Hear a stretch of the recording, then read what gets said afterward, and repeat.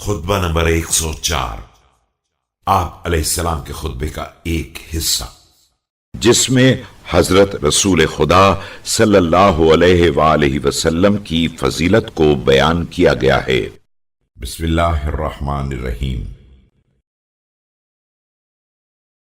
اما بعد، اللہ نے حضرت محمد صلی اللہ علیہ وآلہ وسلم کو اس دور میں بھیجا ہے جب عرب میں نہ کوئی کتاب پڑھنا جانتا تھا اور نہ نبوت اور وحی کا ادعا کرنے والا تھا۔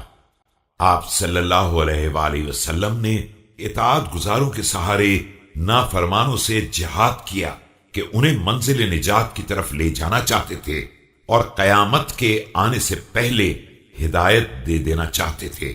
جب کوئی تھکا مادہ رک جاتا تھا اور کوئی لوٹا ہوا ٹھہر جاتا تھا تو اس کے سر پر کھڑے ہو جاتے تھے کہ اس کو منزل تک پہنچا دیں، مگر یہ کہ کوئی ایسا لا خیرہ ہو جس کے مقدر میں ہلاکت ہو۔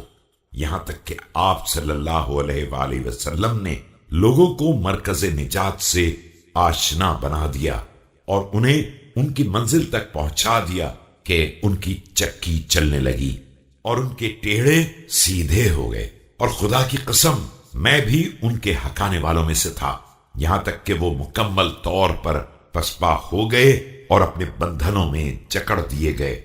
اس درمیان میں نہ کمزور ہوا نہ بزدلی کا شکار ہوا، نہ میں نے خیانت کی اور نہ سستی کا اظہار کیا۔